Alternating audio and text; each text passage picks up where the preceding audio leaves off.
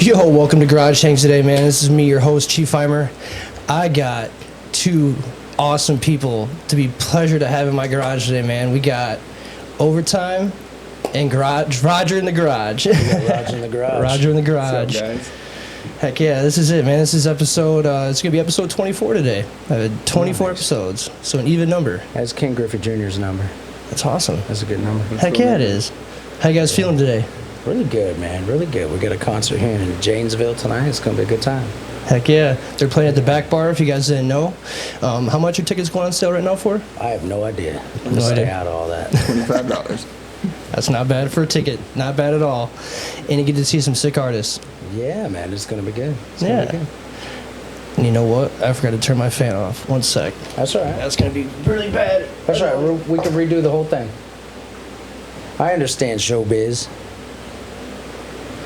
Dorsey Levens. I remember watching him. Everything. How'd you feel when Brett Favre left? You know, Yeah, you're old enough to remember that. You were young. So how did you feel when he went to the Vikings and started beating the Packers? Yeah, that was you know he pretty went to the terrible. Jets and then the Vikings, right? I do. Yeah. It's weird that he went to another divisional team in our division. But, I mean, money. Money talks. Did you guys hate him after that? Did he tarnish himself here in Green Bay or here in Wisconsin? I don't think anything bad of him. I didn't think anything negative toward him when he left. It was definitely weird seeing him in a Vikings jersey. That's for sure. Like, That's how I feel with Derek Carr in a Saints jersey. yeah, it's a little weird, right? It is. I find myself rooting for him though. Like I want him to like do super good and like stick it to the Raiders. Like fuck you. Right. Yeah, because they kind of screwed him though, didn't they? Yeah. Well, I mean, I don't know. Yeah, of course they did. They brought in his college receiver and like their best friends and shit. And then they're like, all right, dude, see ya. We got what we wanted. Now you're out of here. Right. It's all good. No good. But yeah, good luck for Derek Carr. Good luck to the Saints. Yeah. I mean, hopefully they don't have to beat the Raiders or something somewhere stupid. No kidding, right? So that's you big into football too then? Yeah. Yeah. What you Vikings? Yeah, Vikings. I'm a You said that. Vikings Yep. How was that getting beat the first game, man? fan. And the second game. Oh, you guys got beat too the second time? Yeah, dude. 3 turnovers in the first half both times. Oh, jeez. Terrible. Oh, jeez. Yeah. I'm not looking forward to the rest of the season. Kirk Cousins is still a beast, though. He's Still a beast. I that think so. quarterback show made me a big fan of him. I was not before that show. I think it's Justin Jefferson, really. But hey, I mean, best wide receiver in the NFL. Right. Could be in history. could be in history at some point. I mean, Jerry Rice has something to say about that, but I mean, Calvin Johnson has something to say about that. yeah, I mean, there's a few guys out there that are pretty good. I mean, Randy Moss. Oh, yeah, Talking for about sure. Vikings. For sure. Who else was good during the 90s on the Vikings? Trying to kind of drawing a blank. Chris Carter. Yeah, Chris Carter, Fucking Randy Moss. yep. Yeah, Hello? Randy Moss, yep. Man, you got mossed as a Jared thing Allen. still today. Yeah. Can Yeah. we just talk about Deion Sanders right now for a second? I'm really glad you brought this up because this man right now is doing such a great thing for them guys on Colorado right now, dude. Like, Yo, so check this out, man. One-win team to Like, powerhouses. yeah. being from Montana, you have two choices, right? You can be a Bobcats fan or you can be a Grizzlies fan. And anything outside of that, like, I mean, we see it on TV, but really the only two colleges that are important are the state colleges. And so my whole life, I never grew up with like a big college team or anything like that. I was more of an NFL fan. But my son asked me the other day if we could get he was like, who's our college team? I was like, I don't know. He's like, well, we need to get a flag that we can hang outside the house. And we got to thinking about it. I was like, dude, so check this out. So like Colorado, we just had a baby in Colorado. And Deion Sanders is like the GOAT. Like, dude, that's our new team. And they're from the Rocky Mountains. So here we go. So anyways, I keep watching that dude, but it's like he's changing the whole thing. It's like college is about to be like the NFL. It's crazy. Yep. It's about to get serious. There's actually a coach that wants to team up with Sanders. I think who was it? It's a tip of my tongue. Bro, there's Just like seen it the other day. Bro, there's like a couple badasses. Like Warren Sapp was in there visiting. That's who it is. Michael Irvin was Yeah, That's Michael who it Irvin is. was in there talking with him. Like, Yep. think about that. Some of his coordinators, like, If all these could you ex imagine Hall of that? Fame players come and start coaching college football, that'd be sweet, bro. Dude, it's How much money is involved in that? I mean, we're talking multiple millions, man. Like, damn near billions, probably. he definitely started something, and it's not going to end. Well, with the NIL change in the NCAA, where players can now start getting paid. Oh yeah, really? Well, yeah, the coaches can too. So it's like, oh yeah, big dollars, bro. Big dollars. Like kids are getting offered to play. Like, some kids are getting paid $1 million in high school still right now. That's insane. Yeah, that's pretty wild. It's Dude. awesome though, It is. It's awesome. It's cool how that's gradually just gone up, bro. You that's, know, that's capitalism, dude. That's awesome. even like It's the gonna fact that change like the landscape of like the powerhouses, though. yeah, like the fact Alabama that ain't gonna be a powerhouse for long. yeah, It's just a poor state now. yeah, How do they have the money to compete with Oregon that has Nike headquarters? Yeah, I mean, that's how they do. yeah. I just think it's really neat that these players in college now can like actually go and make their own money. You know, like Well, off. yeah, dude. Think about how it was. Like they couldn't have a job. Yeah, they had to go to school, practice. Like, yeah, they couldn't have a job while they were in season. Like, what do you... No, they couldn't How do you make money? off their likenesses. Yeah. So, like, Oh, okay, so they could have a job, though. Yeah, But can you but imagine they going would- full-time to school yeah, and they full-time go to work a practice? 9 to 5, like, Yeah, hell no. no. There ain't no I'm way. good. That's You- unrealistic. You wouldn't get no sleep. There, Like, and that's not even to it's think it's about just things not like realistic. case It's not. studies that, like, we just don't even It's have. not. I mean, it is. People did it for years. I mean, come on. right. Well, think about it. They've done it for years up to this point, but I think enough is enough. It's about time these kids get paid. Right. Just Yeah. saying, if my kids are athletes when they grow up, I'm definitely going to utilize the NIL, man. I mean, just These saying. colleges make billions of dollars. Like, Oh, Yeah, yeah. why would you?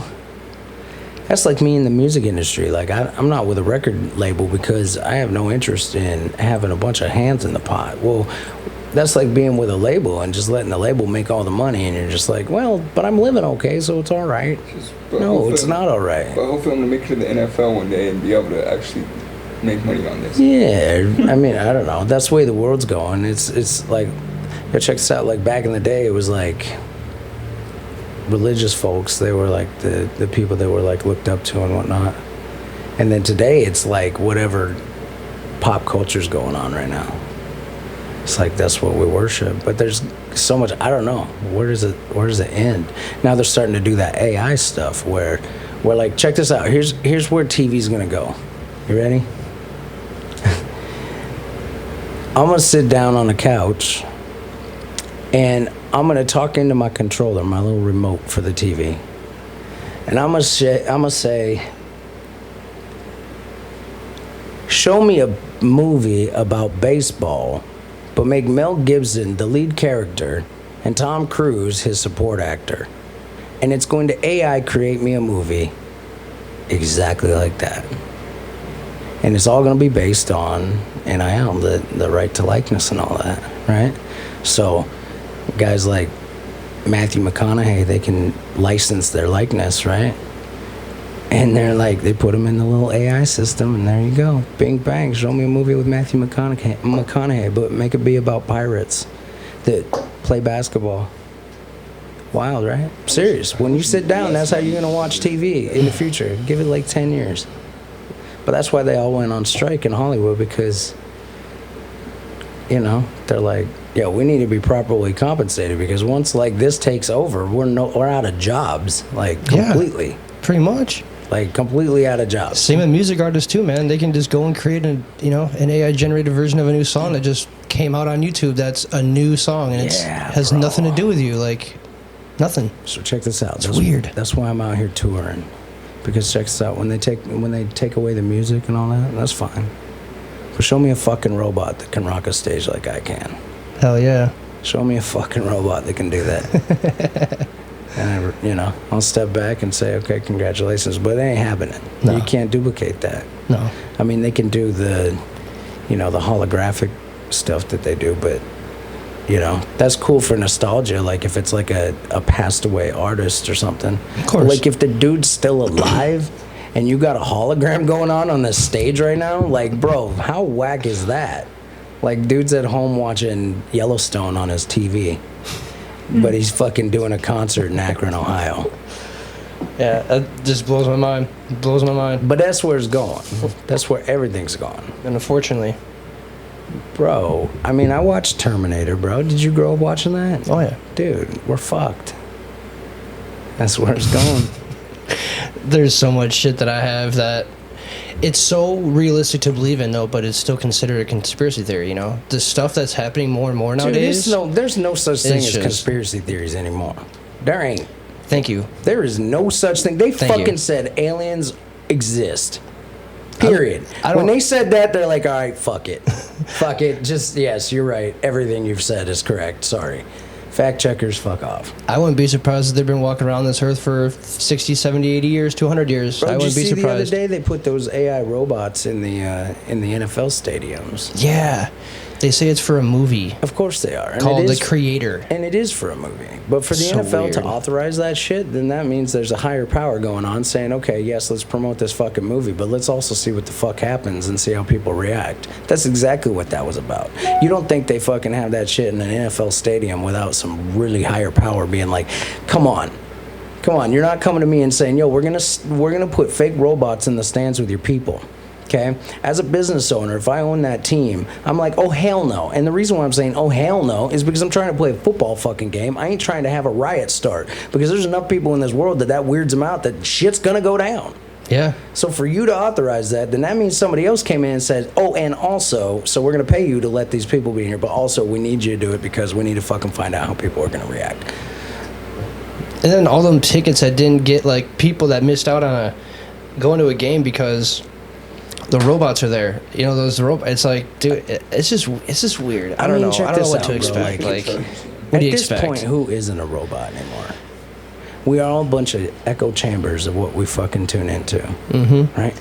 I watch different news than you, and you watch different news than me. So I'm gonna be the echo chamber of whatever news I'm getting, and you're gonna be the echo chamber for the shit that you're getting, and that's gonna collide somewhere, and that's all by design. But technically, we're all robots anymore. Who the fuck thinks for themselves? I'm gonna tell you, people that get on podcasts and say what the fuck they want. That's who. Yep. That's another reason why I started this, man. I needed to get out on who I am. Like, I just need to, because it's always been really sheltered for me. I've always been shot down for opinions. I've always been judged. I've always been made fun of. And, you know, this is me. This is me. This is me raw, and this is who I'm always just going to be, you know? The world's a beast, man. The world's a beast. And if you live your life just trying to impress other people, you're going to feel beaten down. Yep. That's it. Yep. So if you're worried about what people think or what people are going to say when you say something or when you believe something, then the world's going to eat you up. Yep. Because it's going to do that no matter what. Oh, yeah. Just affect you or not. If you think this way, then these people are not going to like you. And if you think this way, then these people are not going to like you. You show me the middle ground anymore. There is no more. Yep. So it's like, at some point you just got to live for yourself. And I think it all comes back to like just general kindness. If we can all kind of get back to stopping judging people based on like the internet, get back to doing, you know, more in-person type interactions. Say hi to your damn neighbor once in a while. Yep. You know what I mean? Don't walk by when you see your neighbor. That's some bullshit. You're walking by, your neighbor's standing right there, and you don't say hi, you're an asshole. Mm-hmm. Both of you. Yep. Yeah. Yeah. The both of you, because neither one of you said nothing. Yeah. Start saying, hey, yep. Hope you had a good fucking day today. Right. You know what, I didn't, but fucking thanks, right? There you go. You never know what the impact you're going to leave on somebody, even if it's just for 30 seconds a day. You know, you just never know the impact. It's like when me and my fiance was at the grocery store, this is probably 3-4 months ago, we were sitting there just looking at stuff in the store, and these two old ladies walked by and hunched over walking. She's like, beep, beep, old lady coming through, watch out. You know, so we started chuckling and laughing, and, you know, they're halfway down the aisle, and I looked down at the aisle, and I looked at my fiance, and I was like, you know, what if we were the only person she had interactions with today? And she was an old lady. Yeah. And we left her smiling. left her smiling, that we acknowledged her, and that, you know, she's still a human being. And that, like, that right there just completely changed my mindset on just, like... The world's lonely, man. You know? It's just, like, you just don't know what someone else is going through and that impact you leave on somebody, you know? It's just like today. That's true. You know? It's cool to meet you guys and have you here, and you just never know. You never know where it could lead, and, you know, it's just great. Well... Being human is great. Being on a podcast, so I'm pretty happy about that. Yeah, you know, I kind of was winging this on a wing, man. I saw you were coming to the back bar. I reached out, and I made it happen thanks to you guys. Like, honestly, I appreciate it. I really do, because I've never had anything like this before. We get a lot of messages about doing stuff like this. I don't even know why I even responded, but I did, and something compelled me to. I was like, you know what? Because usually, here, check this out. So we're on the road and we move a lot, right? So we arrive at the venues at 4 o'clock. We leave the venue at about 1 or 2 a.m. Then we drive overnight. Then we arrive at the venue the next day at 4 o'clock. We do the same thing over and over, 4 times in a row. So with it being like, normally this would be an automatic no, because I got a show tonight, right? So I'm, usually getting ready for that or whatever, or traveling to get somewhere. But I don't know, man. There was just something that I was like, dude, let's do this. And so we circle back and make it happen. And I'm happy we did, man, because I just I don't know. I think people need to have more conversations, and I think that's where we're at in the world. And that's why I'm here right now. I did this for people to come on and talk if they need to, me to vent about anything. I'm sure I've gotten so many messages from just people I don't even know and people I do know that thank you for brightening up my day. That episode you did with your friend about addiction was just really great. I needed that. Yeah. And, it's just like, and that's what my purpose is. Yeah. My purpose is here to touch and hope to change people and hope to help them accept, and if they have their own demons in their battle and they're going through it, they could just pop on Garage Hanks quick and just relate. And it's worked out great. And I want to see. I just want to see where this goes. Just have fun and just do it. I get eventually, obviously, like I said in the car, that I want to make a living off of it. I would love to not work at the dispo so much and do photo shoots and make music and paint, make clothes, do episodes, and just learning more of that, putting my craft to where I want it to be.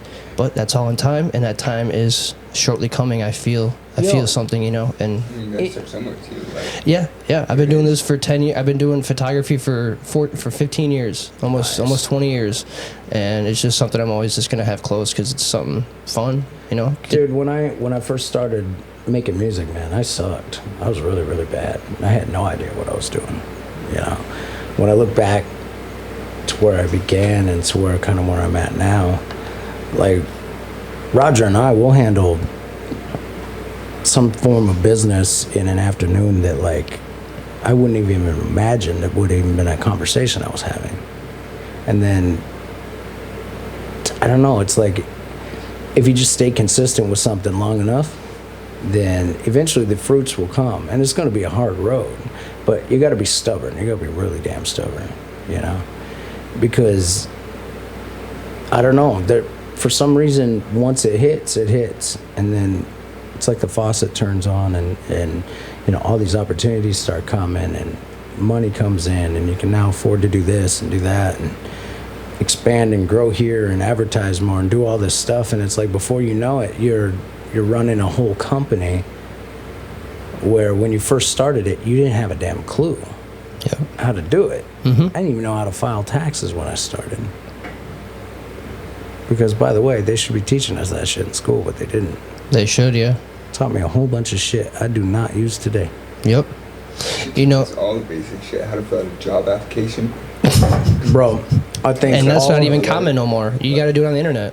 I think all schools in America should have mandatory curriculum for life activities, right?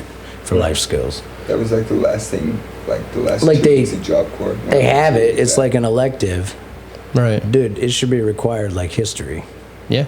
Math, English. Bro, you should know how to file your taxes. You should know how to fill out a job application. Yep. You should know how to do your damn laundry. Set up a bank. You should know how to change oil. Yeah. You should know how to, write a check. You should know how to do these things. Yep. You should know how, a simple mortgage works. You should know how these things work. But instead, we're taught, basically, they send us to school to learn a system. We're not learning shit. I mean, yeah, we are. But the main thing that we're learning is how to work within a system, right? So they say America's great and you can go out and you can become whatever you want. But the idea is go out there, go to school, get good grades, go to college, get good grades, graduate, go work for somebody, take a salary, go to work, come home, go to work, come home, go to work, come home. They don't teach us how to, you know what, dude? Maybe none of that's for you. Maybe plumbing's for you. All right, you like plumbing. Well, maybe just being a plumber isn't so good for you. Maybe running or owning a plumbing company would work. See what I mean? Like, yeah. How do you file for an LLC? Things like that. Like, why don't they teach us actual shit we need? Because they don't want us doing it. The less we know, the better for them, right? Pretty much. And it's not as if it's like this conspiracy that they want to control everybody. Because the simple fact is they have to control everybody. Otherwise, you have chaos. You can't have 340 million people or however many people are in America and not have at least somewhat control. So I get that. I understand that. It's like even within my company, right? It's within my tour bus right now. I got 7 men on there, right? There has to be at least some form of control on that bus. Like there's a hierarchy, there's a pecking order, there's there's some parameters that you live within and you don't. You know what I mean? Things you do and you don't. Yeah. You have to have that. Otherwise you have chaos, right? Right. But at the same time, like, I don't know if the idea is that the anomalies just break off and be the free thinkers and then like everybody else is just like zombies or what, and go to work and come home and go to work and come home, do the same menial tasks every day. Yeah. I don't know.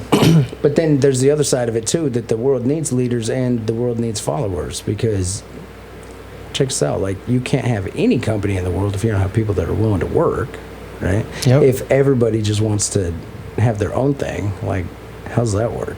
Yeah. So the world's a trip, bro. It is. It's wild how the society, I think they call it sociology. Sociology. Yeah, I think that's what they call it, but it's crazy how that works. It is. I took it for a semester one time when I thought school was cool for me, and it really blew my mind how like fucking easily manipulated we are as humans. Oh, We're yeah. so great. It's insane. Oh, yeah. If you show somebody the same thing enough times, they'll believe it. Oh, yeah. Doesn't matter. Mm-hmm. Doesn't matter what it is. Yep. It's just like how doctors say staring at the sun can make you go blind when actually it's really good for your pineal gland. It hurts though. It does. Fucking It's hurts. it's not the best, but I mean, if eyes closed, staring at it, it's supposed to be really good for your pineal gland. Oh, if your eyes are closed? Yeah, eyes are closed, Oh, and so you there's- don't have to actually oh, okay. stare at it with your eyes. I was gonna say, like, if you just with your eyes open, that shit hurts. Oh yeah, yeah, So that's not I got fun. blue eyes, man. You got blue eyes too, bro. So Yeah. you know that shit hurts. That Yo. shit hurts. I don't know why either. I don't wear sunglasses either. I don't know why. I have to. My eyes are so sensitive to the sunlight. Well, so, so like sensitive. my fucking ears are too high on my head. So when I wear my hat over my ears. Otherwise, the hat is way too uncomfortable. It looks like a bucket on top of my head, right? So pull it down. But that being said, it's hard for me to wear glasses. So I made a choice a really long time ago. Is it going to be glasses or going to be a fucking hat? And then I started going bald. So it was like, I could still see. So we're wearing a hat. Hat it is. So anyways, fucking my body decided for me, I guess. Nothing wrong with that. Body knows what's best. It does. It does. We got a few more minutes here before this break. All right. This has been fun, dude. So Yeah, how'd you man. guys meet? I want to get into that before we get into the break, if that's cool. If it's gonna be a long, decent story, we can wait for that after the break too. It'll definitely be a long, decent story. Okay, we can wait for after the break then. All right. Yeah, and then I was gonna ask you too. Is there any possible way, like, I could buy? Do you have like any merch on your bus at all that I could get off you or anything? That's him. That's Yeah, he. Yeah, he's You? he's on top Yeah. of all Are that. you coming to the show tonight at all? I'm not coming to the show, unfortunately. I have some other things I have to do tonight. So When we go back, unfortunately. yeah, when we go back, We can the go back. We can I definitely want Yeah, I to think there's definitely want to bunch get a of couple stuff. things from you guys for sure. Oh, hell yeah. Just need to let me know how much and stuff, and yeah, man. I want to you get cover all get that. something. I'll definitely do that. I have a Yeah. entourage of stuff in my house from like a couple of my friends that are like musicians here in the state of Nice. Wisconsin. They sign T-shirts and records Nice. and stuff like that. And like to Yeah, have yeah, we'll make that signed apparel to have, and it's just nice to get that stuff framed Yeah, in man. good memories Yeah. and stuff. Oh yeah. Yeah. Shit, we've already been talking for almost a half hour. Yeah. Isn't that crazy? I do just fucking ramble when I smoke, huh? Dude, I'm telling you, like, people wonder how, like, Joe Rogan podcasts go for 3 hours. It's like, because they just have a conversation. Yeah. And they just keep going. Yeah. Like, conversations Yeah. just carry. That's the way conversation works, as long as you're not It's- stagnant people. It's like As I was long as telling- you don't suck. Yeah. You just suck as a human. Are you just a fucking sit and stare? He said, you need someone to drive the conversation for you because you might not want to do podcasts. Musicians are great though, because we're all like, what's it called when you're fucking all about yourself? What is that? Conceited. No, well that too. Not that one. I thought that's what you know. All I know is bad words for that. That's funny, though. So, We're That's all funny. douchebags. Listen, us musicians are douches. Nah. Some aren't. I've had really good I'm thinking more in terms interactions. of like, I'm thinking in terms of like people that want the spotlight. Mhm. What are those called? Douchebags? Yeah. I am a douchebag. Yeah. You just always want the spotlight. Like, you're always just like want to be like in the shot. Like, you just. Yo, but you Yeah. know what's crazy though? I That's have not like, you. bro, that's not even who I am. Yeah. It is though. Fucking, When I- you get on stage, obviously, but. dude, I mean, not even on stage. It's like it can flip like a switch. Right now, you're talking to overtime. 10 minutes before you showed up, I was not overtime. Right? It's this weird, like multiple personality. Like overtime is not the same person as me at home when I'm a dad. Of course. Right? They're two different people. Of course. Yeah, so it's weird, like, because the other side of me, I hate going out in public. Like, I don't know. I just like to be left alone. That's who, like, the real me is. I like to be on my own. That's why I like going out in the woods and doing shit. Golfing, when I go out on a golf course, that's awesome because I can't run into anybody. You golf? I do. Dude, that's awesome. I got 3 sets of clubs, man. I What golf the hell myself. you need 3 for? You can only swing one at a time. I got a set that I picked up from my buddy that he gave me. Now my fiance uses, and then I spent money last year on getting myself a decent set. I dig it though, because then if you ever have friends that want to go golf, they're like, I don't have Exactly. clubs. I Don't got- give a shit. I got 3. Yep, exactly. I feel it. Got 3 sets. I should get Go 3 golfing. sets. And then you can take your friends golfing. I do. When we're on the bus, we golf a lot, man. When That's we're on awesome. tour. it's really There's a actually- golf tour that features. Yeah, well, I usually, we go on a golf tour that features a couple concerts here and there. Oh, no kidding. Basically, yeah. Oh, that's sick. That's what it's turned into. Every nice day that's not raining on a day off, that's a golf course. Well, check this out, bro. Like, Heck there's yeah. fucking 7 of us on my bus. It's like a sardine can, right? Fucking get me off the bus. I'm Right. not- Some of us just go out there and drive. Yeah, dude, like Like, some, you don't even, yeah. Like, I don't really golf. I go out there. We and usually hit, have 6 like, of us, three which I know holes. stresses out golfers, but guys, chill the fuck out. Only 4 of us are golfing. We know the rules. Right. It's just that there's like 2 of us that didn't want to sit on the bus, so they got their own cart. Chill. I know how it is, though, because sometimes when I see 6 people, they really are 6 golfing, and that drives me nuts, because then, I mean, you can take a nap between holes. Oh, yeah, easily. You're backed up, and it's just. Bullshit. You never get into your rhythm. I suck anyway. Like, I'm decent, but I suck. So it's like, it's not like I'm that good, but I would like to get into a rhythm, you know? Oh, yeah. I usually do about a 64 to 68 when I golf. Jesus, really? Dude, this guy, you It's not- They're like, we're in Wisconsin. We ain't got shit else to do. We golf around the clock. There's literally one right down the street. Seriously, literally. bro? Like, you go to the stop sign, hang a right, go all the way down the street. At your first stoplight, hang a right. It's right there on your left. So, Black Hawk Golf Oh, are Course. you talking about in 9? Are you talking about in 9 or 18? 9. Okay, fuck, here I go. I was like, Jesus, You're like, this bro, dude's you're good as like, hell at golf. yeah, why are we on this podcast? You're talking about, I want to do this podcast thing. Bro, you should be on tour.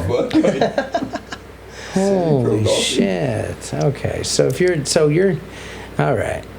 Well, I am better than your brother. I'm sorry to tell you that. But I at first thought you were That's talking cool. about in 18 holes, and I was like, Jesus, bro, that's like 8 under par. Right. Where's Tiger at? Yeah, and this guy's just crushing golf. Yeah, let's get off here. Let's go golf. I want to see this. You guys down to take a quick break quick? Yeah, We'll let's get back do to it in a minute. We'll be right back, guys. But I mean, it don't work better than that. Oh, good point. Or you can turn it on and off when the grandkids come. There you go. Yeah, so it doesn't Yeah. go off constantly. Dude, I better not be a grandpa for like another 15 years or I think so. Mason's waiting until he's 30. No way.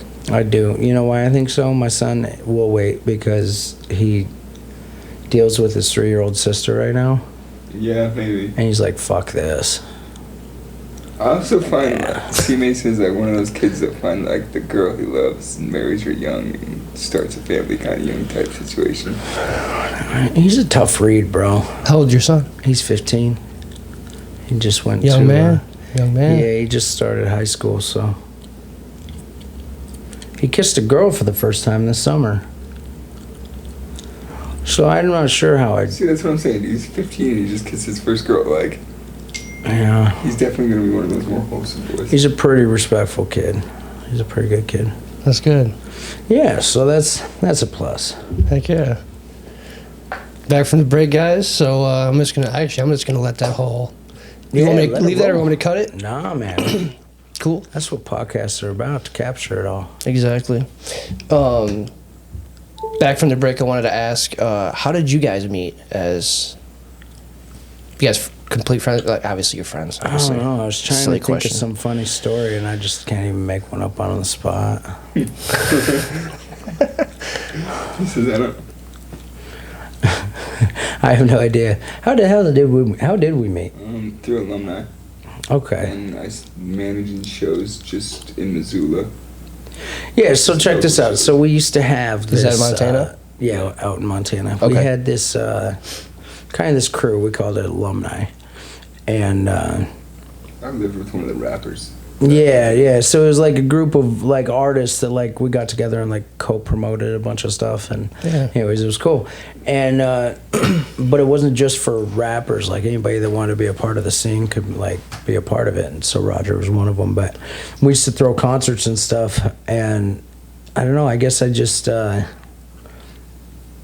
needed somebody to manage the shows while we were there. Like somebody to make sure people were getting on stage at the right time. All that type of shit. Yeah.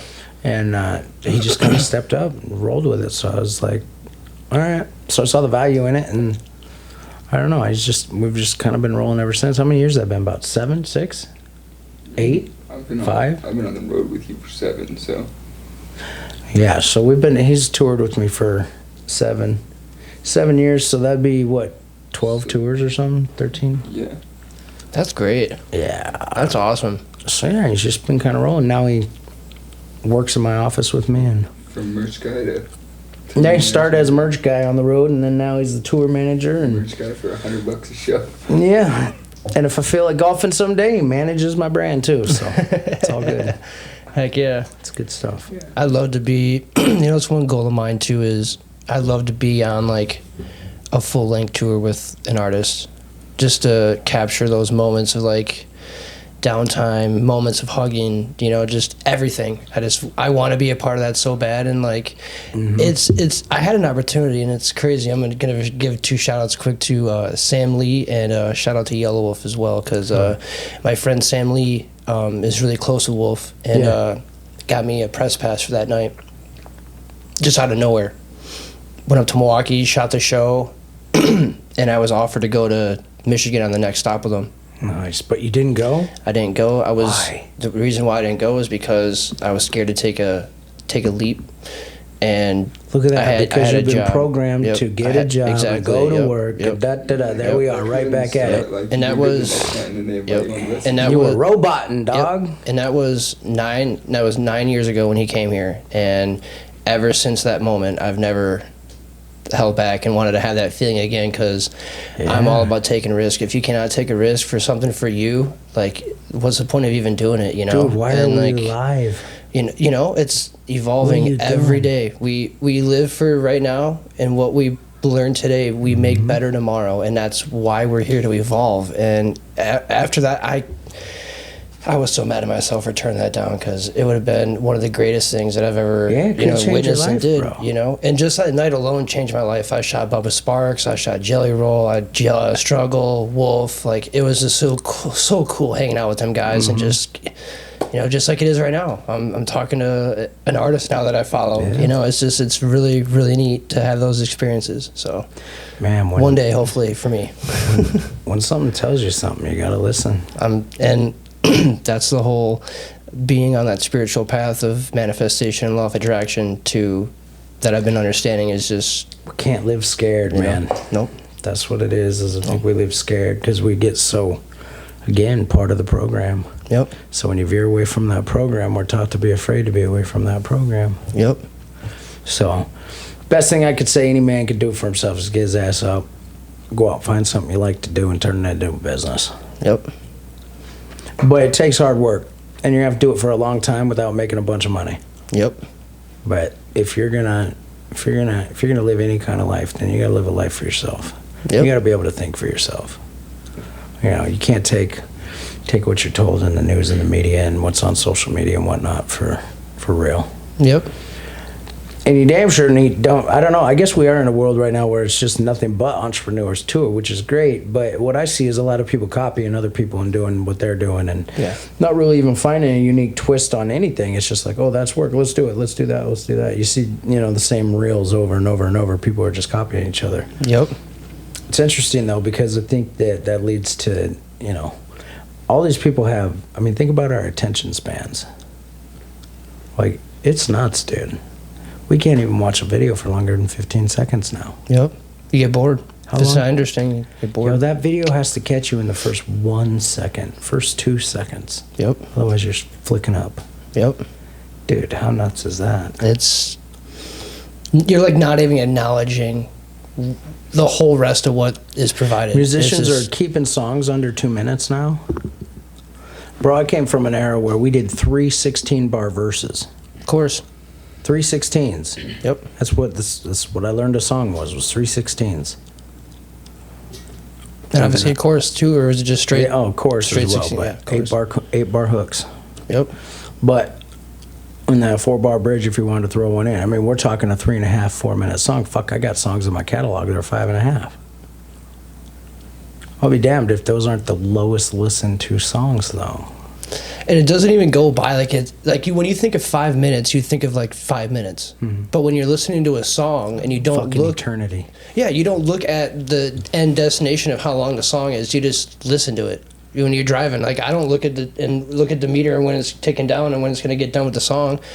It's like, holy shit, that was a decent song. And it's just like, you don't even think of it as being like, oh, that's 5 minutes gone. Well, Roger the other day said he was listening to a song and he looks down and he's like, 5 minutes later, he's like, is this fucking song still playing? Where are we? Is this Twilight Zone? It clicked to me that day. I was like, dude, fuck, dude, 5 minutes is a fucking long song now, and it actually kind of bugs me, and I listen to music all the time. Yeah. And I like late 90s hip hop or whatever, and early 2000s hip hop, but it's funny. Well, I'm on tour right now with Sean P. Shout to Sean P. of the Youngbloods, but I'm on tour with Sean P., which one of his biggest songs, if you don't give a damn, we don't give a fuck. Yep. If you don't give a damn. Anyways, so, when I'm driving down the road, if I'm in the bus and I'm behind the wheel or whatever and I'm driving, I'll put on 2000s or late 90s hip-hop. Dude, those fucking, go listen to any T.I. song or go listen to anything. Go listen to Country Grammar, the album Country Grammar by Nelly. Yep. Because, come on, that was fucking fire when I was growing up. Yep. Still That's is. my childhood. It is still fire, but go listen to the fucking songs. They're so long, bro, and you'll be halfway through and be like, okay, I gotta skip it, guys. We've been here for a while. And it's really only been 2.5 minutes, so. Yeah. I don't know what that means. I know that writing music in the interim is going to be a whole lot easier if you have to write shorter. We're talking 12-bar, 8-bar verses. So sometimes I write country songs, and it's interesting because I can write a whole country song on one sheet of paper. Whole country song, the whole ass song, one sheet. That's one verse in a rap song. One verse is one sheet. So when I'm in the booth, I'm flipping through pages to go through a fucking rap song. For a country song, I got one sheet. Dude, yeah, it's a whole lot more simple to write country. That's crazy. Anybody that says otherwise is fucking lying. So you can write a whole country song on one piece of paper, but it takes 3... Well, go listen. Next time you listen to a country song, listen to how many times the bridge and how many times the chorus are fucking repeated throughout it. 8, probably. I didn't even think of that. The verses are 4 bars. That's crazy. It goes 4-bar verse, 4-bar bridge, 4-bar hook. Breaking down country for me. This is great. Yeah. Dang. Oh. But it's great because it's easy. Well, yeah. I just can't sing country for shit, so maybe I'll write for somebody else. I don't know. No, it's not easy. I'm not going to say it's easy. That's a really ignorant thing to say. It's, you know, it's difficult to a degree. I mean, because anybody can write country songs, but then, you know, take it a little deeper to, okay, who can write great country songs? You know, there's levels to it. So that it's a really ignorant statement for me to say. I only said that ignorance in comparison to rap music. Like a rap verse is pretty damn complex, especially take somebody like Twista. Bro, I bet you one song was like 8 pages of paper. Yeah. You kidding me? Think about that. Now we got our phones, so you can just slide. But I'm saying, if you were to write it on paper with handwriting, I got stacks of notebooks, dude. I just started converting to writing on my phone. Did you? I'm still against it. Like, I'm still like, this is the dumbest thing anybody can do. Yeah, dude. What if you got a song and your fucking phone crashes? Yeah, then what? Then? Yeah. What are you back to? I would be so pissed. Yeah. No, so that's pissed. why you write on Google Keep, and you can log into any other computer in the world. And Facts. There are things you can do, but I'm just saying, like, what if, you know, I don't. But a piece of paper, I have that physically, tangibly in front of me, and the only thing that's going to happen to that, short of getting some water spilt on it, starting on a fire, or me throwing it away, is it's just going to fucking sit there and be there for me. Yep. yeah. I mean, you like to give them away, so. Yeah, I do. I like to give them away too, so that's kind of cool. So actually, I don't have them anymore, but so like as I write them and record them, they just kind of go in a pile. But when I drop the album that they're going to be on, I usually do a pre-order and like send out a hard copy of the original handwritten lyrics with an autograph. Dude, that's cool. Yeah, but now I'm not going to be able to do that because this guy got me converted. Well, nowadays you got to type in, you got to register all your lyrics and shit and copyright them and fucking trademark in 300 different places, and so it's like. All right. So what he was doing, he was transcribing everything. So I was having like these stacks, like whole albums. He'd have to go through and type up all my written pieces of paper. And I was like, okay. So while that does suck, it's also not a very good, like, cost-effective way of employing you. So let's figure out a way that you can be way more effective, and I'll just type them there to begin with. So now he has to just go through and edit, you know. Less work for you. Yeah, definitely. Way less. I'm more productive, you know, like, I think that's kind of part of building a business or building a brand or building a podcast even would be, you know, finding the more cost-effective, efficient ways to do things. That's the, you know, obviously the overall goal always. Definitely. Number one product in America is convenience. So if you're looking to start a business or anything like that, you start there. It's the number one product. What makes people's lives easier, you know? So the number one product is convenience, and life is broken down to categories like that, but we don't look at it like that. We look at it as, like, there's Microsoft and Google, and then there's, you know, John Deere. No, there's necessity and wants, right? And so a lot of times when you see people fail in anything they're doing, it's because they chose something that fucking people want. Well, people aren't going to want that forever. You got to find something people need. Yep. So, I don't know, man. I don't know where podcast lies. I don't know where music lies on that. So, maybe I went against the grain too, but because maybe at some point they don't want to listen anymore. They don't have to. Yeah. Right? So, I guess it is a want. Yeah. Look at us, a couple fucking outliers. I love it. Hell yeah. There's one more question I do want to ask, though. How did you actually get a chance to work with Chris Calico? Yeah, I did. It's awesome. So how Chris and was I that have actually experience? become really, really close, which is really cool. That's awesome. Good friend of mine. But yeah, we worked back and forth. So I wasn't in the same studio as him, but we worked back and forth on the phone and whatnot on the song. And then once the song was done, we went down to Kansas City and we got together and filmed the music video together. So that was super cool. That's awesome. Yeah, man, because I've studied, you know, I grew up studying like strange music and tech and Chris Calico and all them, and kind of just how they moved, how they toured, how they operated and stuff. Because I'm a fan of that stuff. I'm a logistics guy, so I like to know how things work. So I look a little deeper.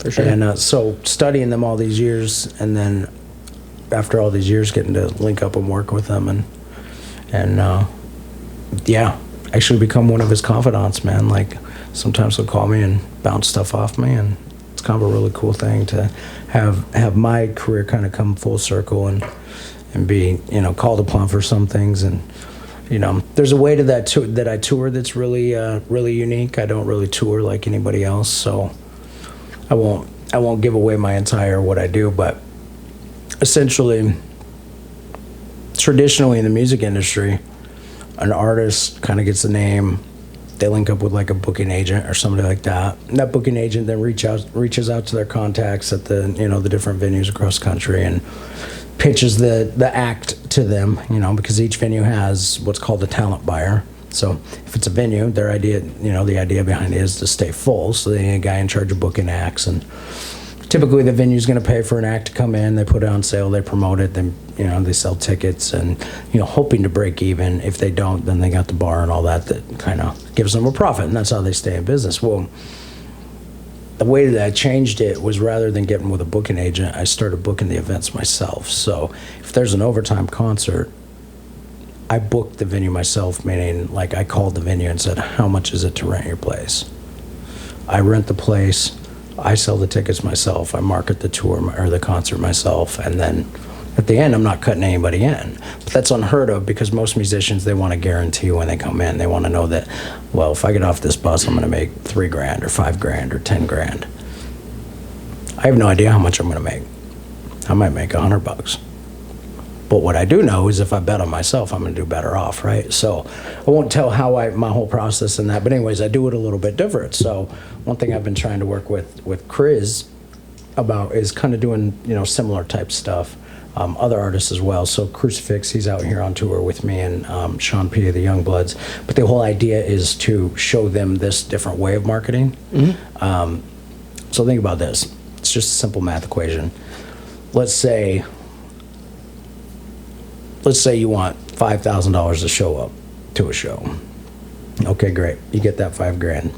But let's say 1,000 people show up to the show. Well, they all paid $25. So somebody made $25,000 and you got $5,000. Why would you do that? Right. In what world would you do that? Right. Like, yeah, it doesn't make any. That's like being a real estate agent, and you're out there doing all the work. You sell this house, and then your real estate broker, who's above you, takes all the money for it, and you get paid hourly. Yeah, that's not right. Sense. Why would you do that? Yeah, that's not right at all. Now, it's easier said than done, right? You still gotta have people show up. Right. So there's things that I do that I'm pretty good at that helps promote and market the events and stuff. So usually pretty good about getting the tickets sold. But so I've seen people, obviously try and do the same thing. They go out and, there's not that many ticket sales from it, but yeah, with the way we're doing it, it's really effective. So it works, and so that's why I've been working with Crucifix to try and get him on that train. And the idea is, and where it came from is, being a Montana musician, nobody was really looking out there for anything. Labels certainly weren't looking for musicians out there. They, booking agents definitely weren't. Talent scouts, talent buyers, anybody like that. So I had to figure out how I was going to make it work. And the only way to make it work is to emulate who was really making it work. Well, at that time, it was Strange Music. They were touring. But if you looked at them, they were like touring all over. And it's like, dude, there's got to be a reason why this is what they're doing. Well, they end up being the #1 independent label of all time. They're in Forbes, massive, massive success. Well, instead of trying to reinvent the wheel and waiting for that day for somebody to call and say, hey, we're going to put you on tour, why don't you just go do it yourself? Mm-hmm. So what I'm asking you by saying I want $5,000 to come play at your club is for you to believe in me enough to pay me $5,000 to come play at your club. Okay, so what I'm also saying is I don't believe in myself enough to risk going in there, but I expect you to. Right. I don't believe in myself because I'm not willing to throw the event myself and put in the work to sell the tickets. But I expect you to believe in me enough to give me just $5,000. Why would I do that? Or why would you do that? So it's tough if you don't have a name or a hit or stuff like that. So I did it. Yeah, it's a really long story, but that's kind of why we developed our clique that we called Alumni. Anybody that ever watches this and knows what that is, love y'all. That's cool. That's cool. But yeah, man, it's I can go for hours and hours about this stuff. I'm sure you can. I just think it's really cool that you worked with him and got that song. Yeah. It's a really good song It was for an both honor, you guys. man. And that creative process was crazy. He's a master, dude. He's really good. He does seem like he's very And he's such a in kind, tune. genuine, real human too, which is great. I wish I was able to get get a chance to meet him in Kansas City because I lived down there for 3 years. Like I was staying in the car, and I met a group of people. I don't know if you know JL Hood. Of course I do. I know JL. I've met him a couple different times. My friends that I met down there were in the hip hop scene. They were rapping and stuff, and they were opening up for like JL and stuff like that at these clubs. And one night we actually ended up getting into Tech's clothing store in Kansas City, and like in the back of the studio, in the back of the shop, there was a studio, and one of his producers making a beat, and my boy that was rapping Jack at the time, we were all back there just vibing and shit. They were smoking, just hanging out and having a good time, and it was just so cool to meet them guys. Like, JL, shout out JL, he awesome artist. He's dope, man. I've known him for a lot of years. Dutch Newman too, if you haven't heard of Dutch Newman. He's a Kansas City hip hop artist. That's crazy, JL used to come up to Montana and hang out. No kidding. Yeah, man. So That's awesome. I've recorded him actually in my studio in Montana before. I don't have it anymore. It's a different studio now, but I've known him for a lot of years, man. He's an incredible artist, but a really good human too. So he's talented in painting too. Yeah, man. I think his old lady is DJ Kitty. She's or she was, or they were together or whatever at that time. Yeah, I don't know who he kept up with him. I don't know who he's with now. I think he's with somebody else. I'm not really sure. Well, at that time, it's been a while. Yeah, at that time. At that time when I knew him. Mm-hmm. It's been a lot of years though. Been a lot of years. Yeah, it was like 2000. City shows at one time. Yeah. Actually, so he rocked with me one time in Las Vegas. Oh heck yeah! But he also came out to one of my shows in Kansas City one time I was there. That was really cool of him. Hell yeah! So I've gone back with him a long time. That's awesome. Yeah, that's crazy. World's small, man, especially in the entertainment world. Yeah, that was like 2011 because I came back here in 2013, 2012ish. I was shit. So you knew him way before I did. Then I probably knew him, and it was around that time, maybe. Yeah, probably about then. Yeah, I knew him before he got signed by Strange. Yeah. Yeah, that's when I knew him too. Is before he got chained. I can't remember when he got chained, but I was up here I think when he did. I'm not sure though. But yeah, Tech's got a great squad and a great label. I appreciate it. I've been bumping his new album around and stuff. It's really good. Nice. It's awesome. But yeah. Nice. Well, yeah, it was an honor working with Chris Gallego, man. Yeah. I'll definitely work with him in the future. He's just a great artist. Is he still down in KC? Yeah. That's cool. That's cool. Man. Still down in KC. He's starting to transition kind of into more of a country rock, rap type genre, I guess. Does he has his own label, correct? Yeah. He does his own thing? He does. Okay. He does. Earhouse. Yep, Earhouse. Yeah, that's what it is. Yeah. That's awesome. So yeah, man, we're just out here on the road, bro. Traveling around, experiencing the country, having a great time, meeting people. Yeah, man. Kicking ass on stage. That's right. Last night we were where were we? In Indiana. Portage, Indiana. Indiana, yeah. I've been to Fort Wayne, Indiana. We've done that too, yeah. Yeah, we did Fort Wayne in the spring. We played at Pierre's. Yeah, we played at Pierre's over there, so. It's been forever since I was there. My mom dated a guy that his parents lived in Indiana, just traveled when we were kids. Yeah, okay. It was cool. I don't remember much, but been there, a lot done of that. the Midwest is the same to me, man. Ohio, Indiana. Cornfields, straight roads. Kinda, yeah. You know when you get into the Rocky Mountains, man, it's a lot different. Big city here, big city there. Yeah. Gaps in between. Yeah. Pretty much. A lot of lakes in Minnesota, though. Yeah. A lot around here, too. Yeah, there is a lot of lakes in Wisconsin, huh? A lot of fishing. You guys like to do a lot of fishing. Fishing's fun, yeah. Fishing's fun. I actually really want to get back into hunting. I used to do it when I was a kid. It's deer hunting up here. It's fun. I got a 30-30 lever action marlin in the house that my dad gifted me, and I think it needs some TLC. Loving. Yeah, some TLC and some loving. Break that sucker down and roll it up, man. Guns are meant to be fired. Yep, they sure are. I go out to my buddies 15-20 minutes away from here out at his farm and just shoot. I got an AR to 9 and just go out there and blast whenever I can. Hell yeah. It's fun. As you should, man. Familiarize yourself with your weapon. What do you guys think?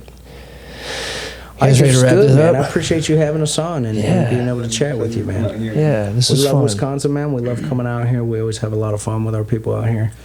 We this spring, both of our shows out here sold out, so that was really cool. Tonight's going to be packed. I think it'll probably sell out tonight, so should be cool. Hell yeah, that's awesome. Congratulations to you, man, and thank you, brother. You guys kick ass tonight at the show and sell that back bar out, man. We will, brother. Heck yeah. All right, it's a pleasure. Heck yeah. Thanks for tuning in to Garage Things today, guys. This is Overtime and Roger in the Garage. Thanks for coming on the show, bros. Appreciate you guys.